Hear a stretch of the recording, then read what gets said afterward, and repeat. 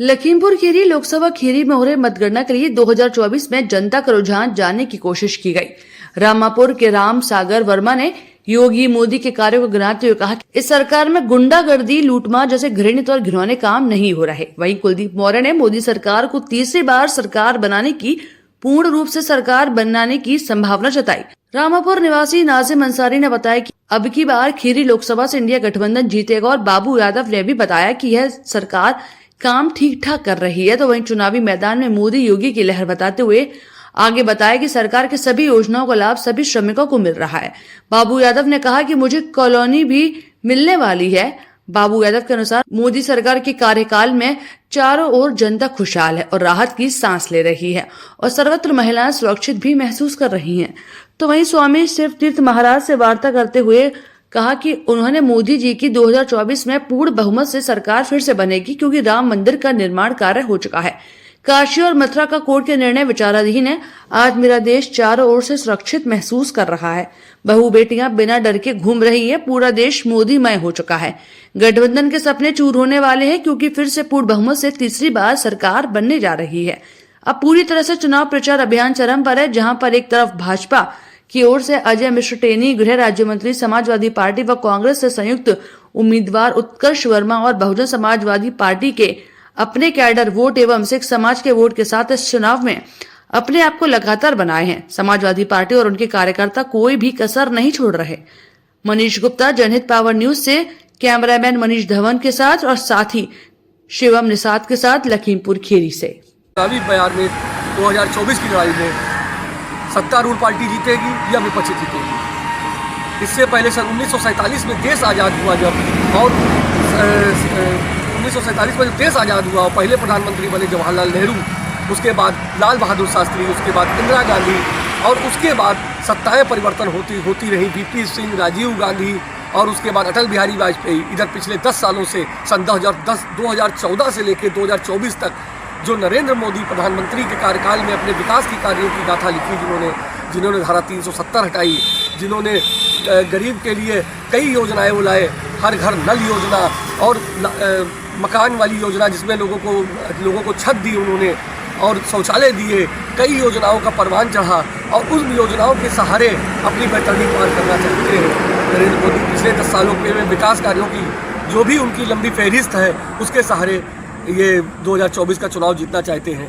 और विपक्ष जो है, जहां बिखरा हुआ है, विपक्ष में कोई नीति नहीं है, विपक्ष इस टाइम जो है बिल्कुल अलग थलग पड़ा हुआ है, वो भी इस लड़ाई में पूरी जोर आजमाइश कर रहा है कि 24 में कैसे न कैसे मोदी को हटा दें। इसीलिए हम चुनावी बयान में निकले हैं कि ये पता करने के लिए जनता का क्या है। मैं मनीष अपने कैमरामैन के साथ मनीष धवन। भैया इनकी दुकान है नाजिम मंसूरी, रामापुर चौराहे पर दुकान है भैया की। भैया बताइए, क्या इसे ये चुनाव 24 का हो रहा है, आपको क्या लगता है 10 साल के इनके काम में आपको लगता है कि ये दोबारा आएंगे कि नहीं आएंगे?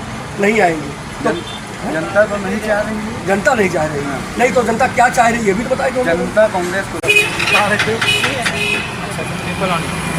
भैया ये बताइए कि पिछले 10 साल से सत्तारूढ़ पार्टी जैसे भाजपा है और अपने प्रधानमंत्री मोदी जी है, क्या मानना है आपका कि आपकी से रुझान जो ये है यहाँ पर, मतलब वोटर जो है, क्या लग रहा है आपको, क्या लगता है किधर जाएगा मतलब मामला? राम मंदिर का सबसे बड़ा मुद्दा है। हाँ बिल्कुल है। मतलब अर्थव्यवस्था भी काफ़ी अच्छी हुई है और 400 पार तो होगा ही। मतलब आपको लग रहा है कि मतलब सत्तारूढ़ पार्टी ही जीतेगी? हाँ, मतलब उसमें कोई दिक्कत नहीं, मतलब जीतेगी तो बीजेपी ही। मतलब अच्छा एक चीज़ बताइए भैया, जैसे कि कुछ लोग कहते हैं कि जो विपक्षी गठबंधन है कि मतलब ये जो है कोशिश कर रहा है मतलब इनको हटाने की, मतलब हटा लेगा, क्या लगता है कि मतलब कुछ नहीं हटा पाएगा, ऐसा हो ही नहीं सकता। 70 साल तक इनका राज रहा कांग्रेस का, और राम मंदिर के खिलाफ पढ़ाई करते हैं, किस क्लास में पढ़ते हैं? इंटर में।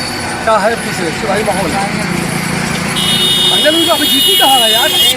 अच्छा इंटर तुम्हारा फाइनल होगा, मतलब ये भाजपा का हमारा मतलब पार्टी का माहौल चल रहा है। कौन सी है ले यहाँ पर हम 5 आदमी सब है मिले हैं, जिसमें 4 तो बीजेपी बताई गई। बीजेपी जीती है, मोदी जी का ठीक है काम। बहुत बढ़िया पढ़ाई कर रहे हो भैया, ठीक है, अच्छी तरह बताइए किधर बाजार बह रही है, कुछ बताओ। अरे कुछ चुनावी बाजार बताए दो कि मतलब काम 10 साल में जो मोदी जी की है ना ऊपर बताए दो खाली तुम। और दूसरा बताओ। बढ़िया करी है, इनका कहना मोदी जी काम बढ़िया किए हैं। नहीं, ये भी बात अच्छी है, बताओ कुछ मतलब आप जनता, आखिर हम लोग पूछे आए हैं तो कुछ ना कुछ तो बताइए ही है। तो मोदी जी काम बढ़िया किए हैं, कुछ आगे उम्मीद करी जाए काम बढ़िया करेंगे और जाए बढ़िया किए वो बताए। मतलब शासन तुम्हें ठीक लगा, शाही दोबारा आई नहीं है। उम्मीद है वीरेंद्र भाई को भी उम्मीद है। कहाँ रहने वाले वीरेंद्र भैया हैं? यही सलेमपुर कौन रामापुर के आसपास रहने वाले हैं और इन्होंने बताया है कि मतलब पिछली बार भी उम्मीद है। मतलब गाँव में क्या माहौल है? बहुत बढ़िया है। अच्छा, और पिछली बार प्रदेश का बताओ, योगी जी का क्या है? मोदी का बताइए। बहुत बढ़िया बात भाई। भैया आप अपना नाम बताइए। कुलदीप मौर्य जी, बहुत बढ़िया नाम है आपका, कुलदीप मौर्य जी। सबसे पहले आप बताइए करते क्या है? कारखाना चलाते हैं, बहुत ही बढ़िया व्यक्ति हैं। और आप भैया हमारे कैमरामैन की तरफ खड़े हो जाइए जरा। आप कहाँ के रहने वाले हैं? बसाई का यहाँ पर अपना कारखाना चलाते हैं। भैया क्या माहौल चल रहा है, सही बताओ। बहुत मस्त माहौल। क्या लागत है आपकी? ये तो खुलेआम बोल रहे हैं, बिल्कुल भाजपा फिर से है, जैसे लगा इन लोगों को डर रहा है अंदर से है? अच्छा ये सही बताओ, कोई योजना का लाभ कितना मिला? झूठ ना बोलो। अरे ये होगा यार, बताओ फिर वोट कैसे देंगे? इस तरह से प्रधानमंत्री मोदी अपने 10 साल का पूरा खाका रख रहे हैं। एक तो प्रधानमंत्री, लाभार्थी जितने भी हैं और वो भी कार्य 10 साल में हुए हैं, उसके सहारे वो अपनी वैतरणी पार करना चाहते हैं।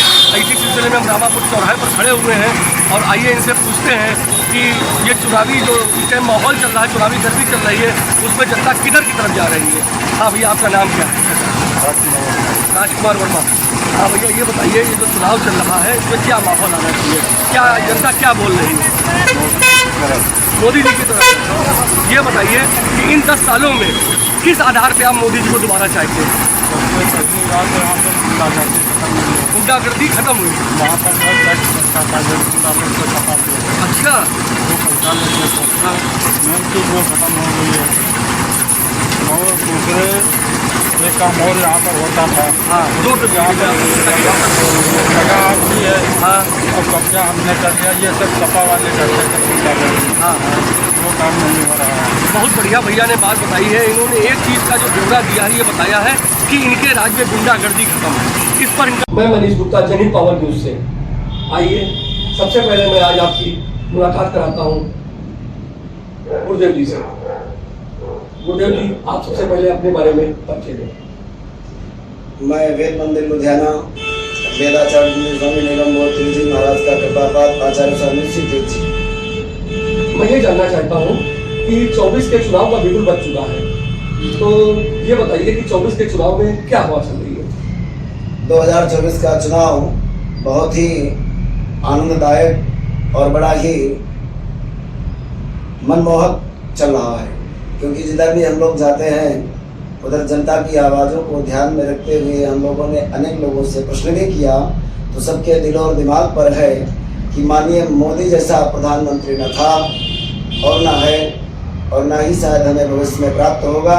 इसलिए 2024 का पूर्ण बहुमत देते हुए नरेंद्र मोदी जी का ही चेहरा केंद्र में देखना चाहेंगे। इस बार के चुनाव से और एक बात सामने आई है कि बहुत साल पहले सन 1990 में कार सेवकों पर यहाँ की सरकार ने भक्तों पर गोलियां चलवाई थी। उस सरकार में और योगी सरकार में आप क्या फर्क देखते हैं? माननीय योगी जी और माननीय प्रधानमंत्री नरेंद्र मोदी की सरकार में बहुत बड़ा अंतर है। इन दोनों के पूर्ण बहुमत से केंद्र में और राज्य में आने के बाद में जब उस सरकार ने कारपुरम सेवकों के ऊपर निरपराधियों पर गोली चलवाने का आदेश दिया था, माननीय नरेंद्र मोदी जी के और योगी जी के आने के बाद इस मंदिर का भव्य जो निर्माण हुआ है, पूरे देश और विदेशों में इसकी हवा बहुत जोर से चल रही है। और इस मंदिर के निर्माण से जो हमारे देश के नौजवान कारपुरम सेवकों के ऊपर गोली चली और जो अपना बलिदान दिए थे, उनकी आत्मा को और उनके गार्जियनों को बहुत शांति और बहुत सुख प्रदान हुआ है।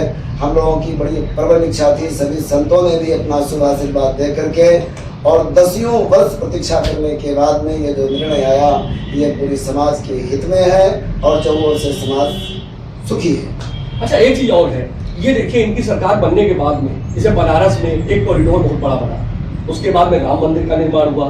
क्या ऐसा ही अब आप लोग श्री कृष्ण जन्मभूमि के लिए भी चाहते हैं? हम लोगों की यह विशेष प्रबल इच्छा है और भगवान भोलेनाथ से निवेदन भी करता हूँ कि 400 पार अब की पूर्ण बहुमत से नरेंद्र मोदी जी की सरकार आए तो काशी और मथुरा दोनों का निराकरण होकर और पूरी जनता को ये संदेश पहुँचे कि एकता में कितना बल होता है। जब पूर्ण बहुमत से सरकार माननीय योगी और मोदी जी की बन जाएगी तो अयोध्या और मथुरा भी हमारा निर्विरोध हिंदुओं को पुनः प्राप्त हो जाएगा।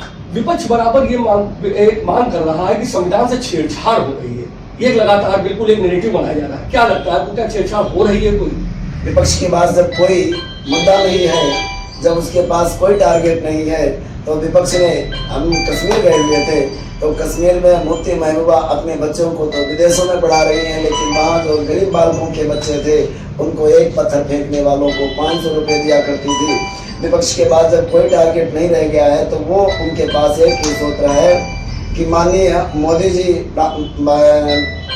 बाबा साहेब भीमराव अंबेडकर के संविधान से छेड़छाड़ करते हैं। यद्यपि माननीय नरेंद्र मोदी जी ने संविधान से कोई छेड़छाड़ न करते हुए जो कांग्रेस ने 50 साल की गंदगी दे रखी थी, जो कचरा जमा हुआ था, माननीय योगी मोदी जी ने 10 साल में उस गंदगी को साफ करके और चौकोर से जनता को एक नया संदेश दे करके और देश को आगे बढ़ाने का जो कार्य किया है।